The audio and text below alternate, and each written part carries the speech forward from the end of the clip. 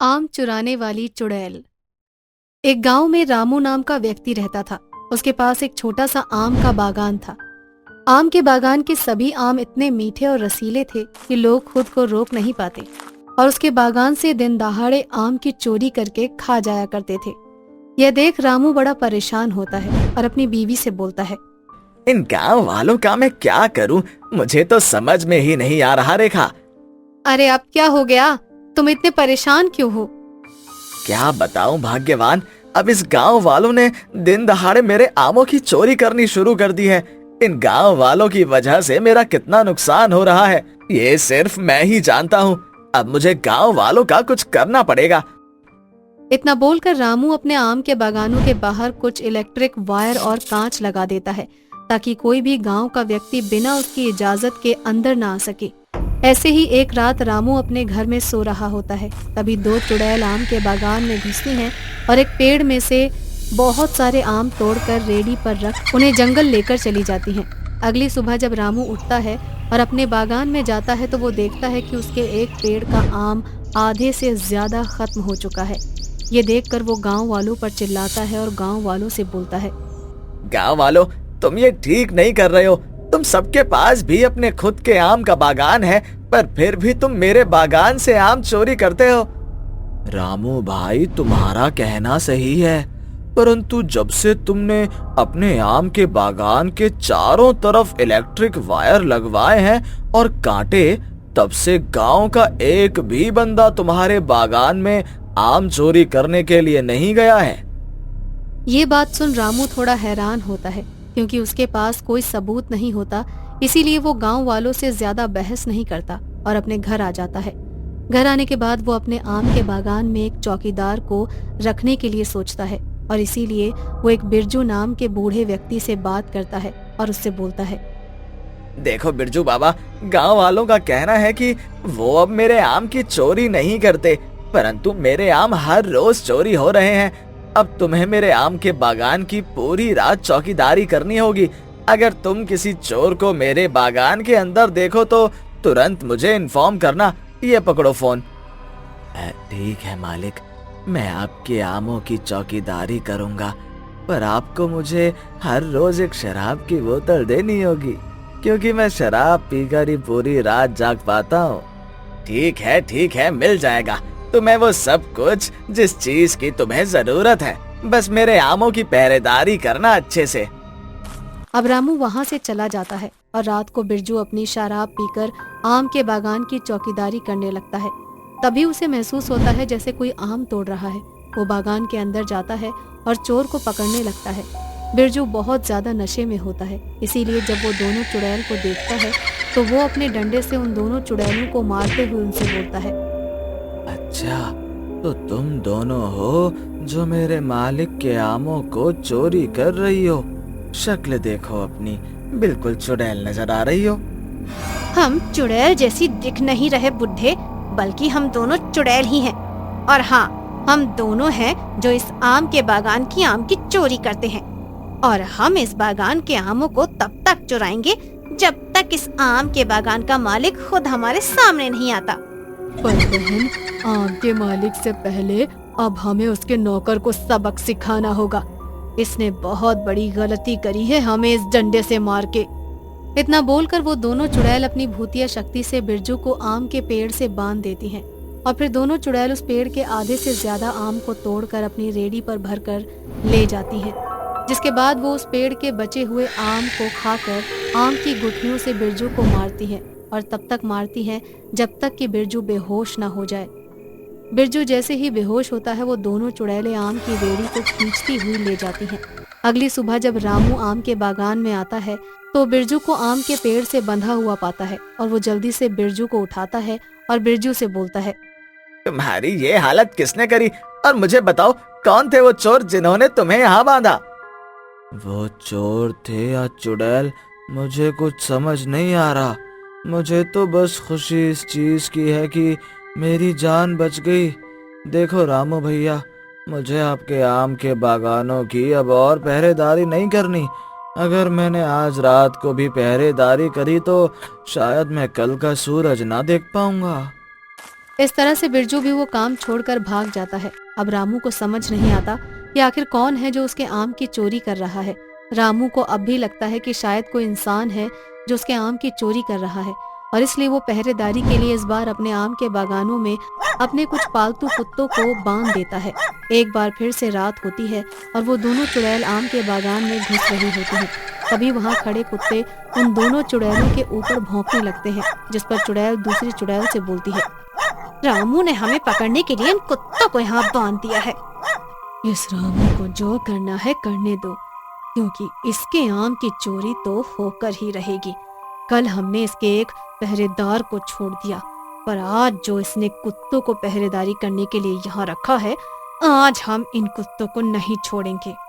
इतना बोलकर वो दोनों चुड़ैल वहाँ खड़े सभी कुत्तों को एक एक करके बड़ी ही बेरहमी के साथ मार डालती हैं और एक बार फिर से आम के पेड़ों के ऊपर बैठकर कुछ आम खाने लगती हैं और बाकी के आमों को तोड़कर रेडी पर भरकर ले जाती हैं। अब एक चुड़ैल रेडी को चला रही होती है तो दूसरी चुड़ैल रेडी को धक्का मार रही होती है।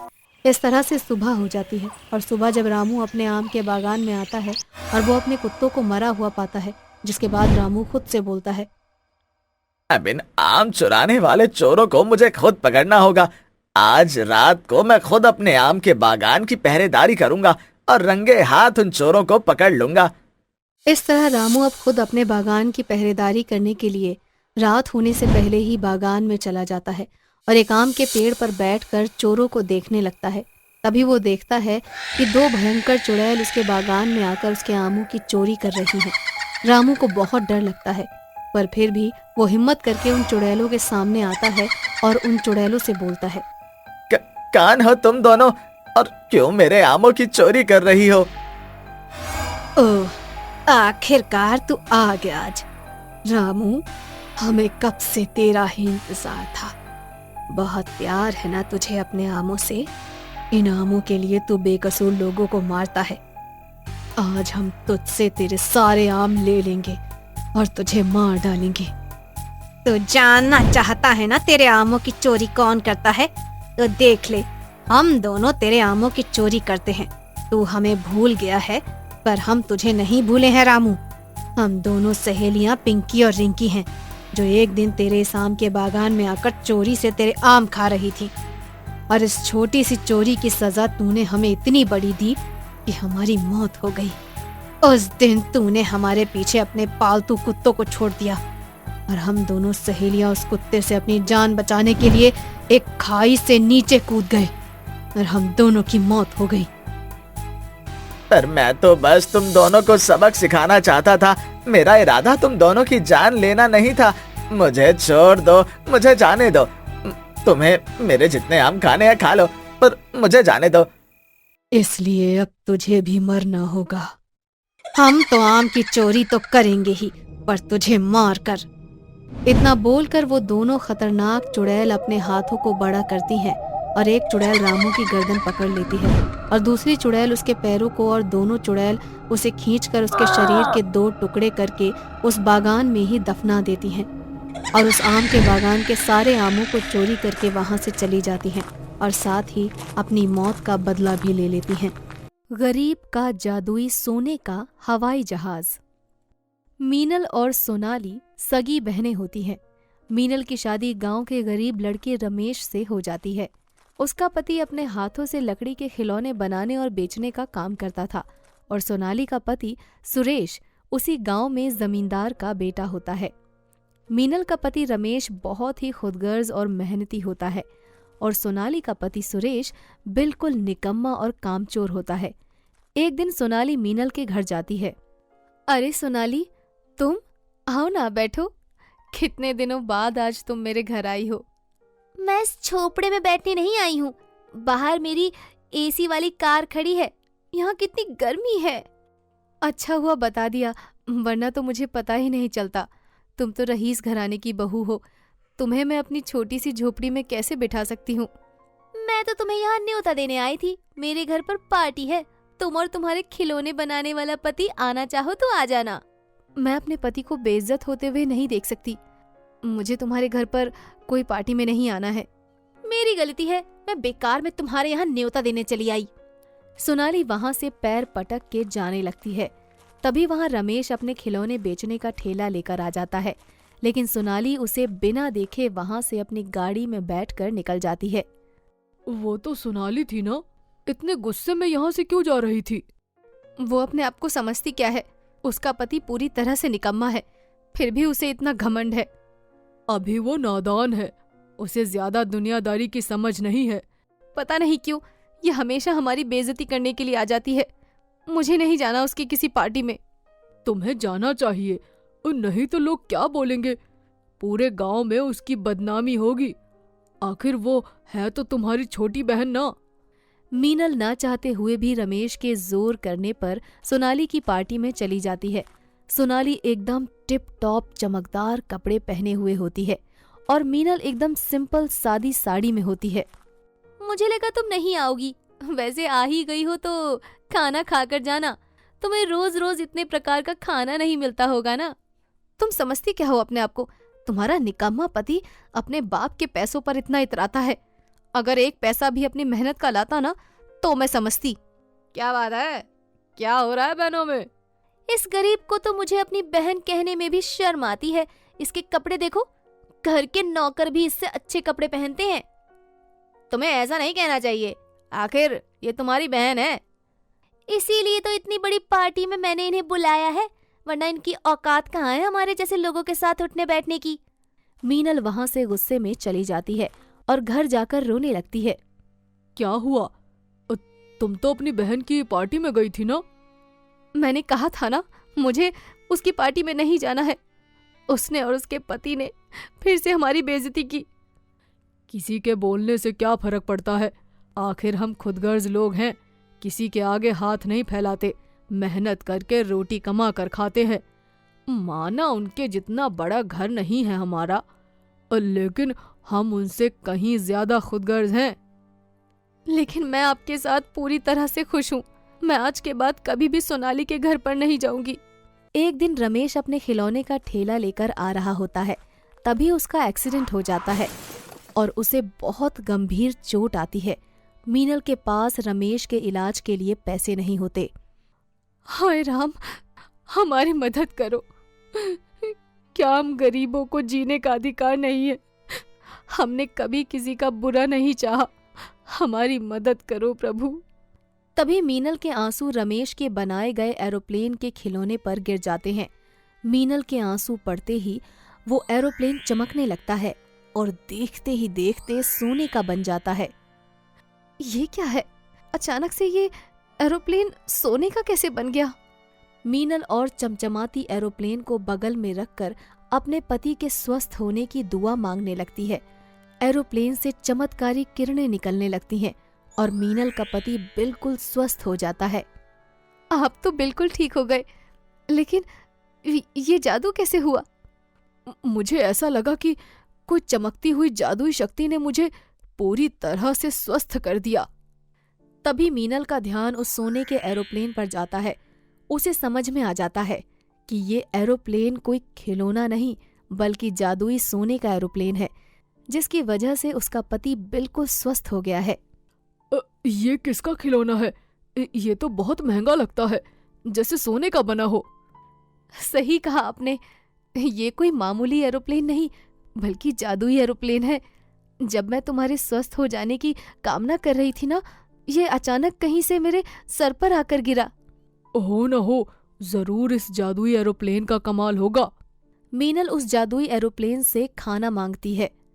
तभी अचानक सोने के जादुई एरोप्लेन से चमत्कारी किरणें निकलती हैं और वहां पर ढेर सारा खाना आ जाता है। दोनों ये देखकर आश्चर्यचकित हो जाते हैं।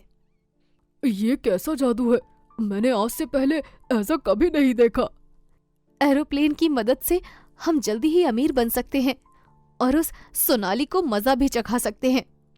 मीनल और जादुई एरोप्लेन से गाड़ी, बंगला, हीरे जवाहरात मांगते हैं और पलक झपकते ही वहां सारी चीजें आ जाती हैं।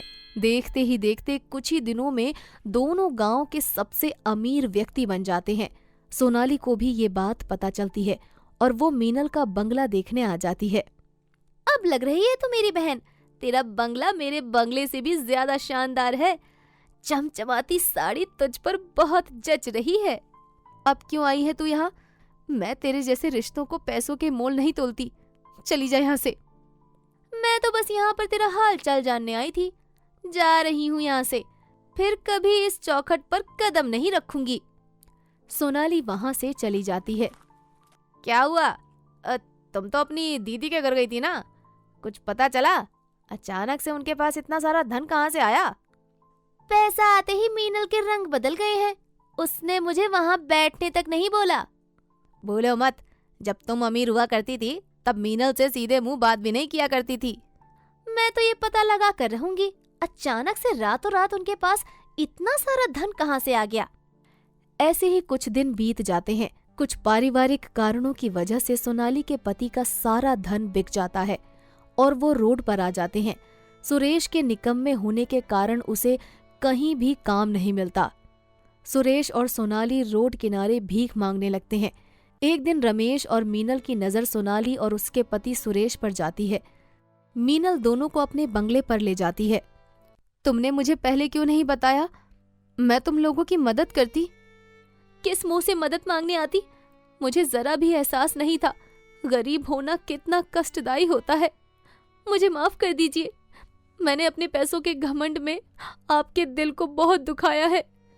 तुम चिंता मत करो, अच्छा करने वालों के साथ हमेशा अच्छा ही होता है। मेरे पति ने हमेशा मेहनत से पैसे कमाए हैं, इसीलिए ये सब धन उनकी सच्चाई और अच्छाई का परिणाम है। मीनल सोनाली और सुरेश को माफ कर देती है और सोने के जादुई एरोप्लेन से उनके लिए भी नया घर मांगती है। तुम्हें चिंता करने की कोई जरूरत नहीं है, अब से तुम दोनों इस घर में रहना। मैं तुम्हारा किन शब्दों में धन्यवाद करूं? तुम्हें मेरा धन्यवाद करने की कोई जरूरत नहीं है, बस हमेशा अपने से नीचे वर्ग वाले लोगों की इज्जत करो और हर संभव समय में उनकी मदद करने का प्रयास करो। मीनल और सोनाली के रिश्ते अच्छे हो जाते हैं और सभी लोग खुशी खुशी रहने लगते हैं।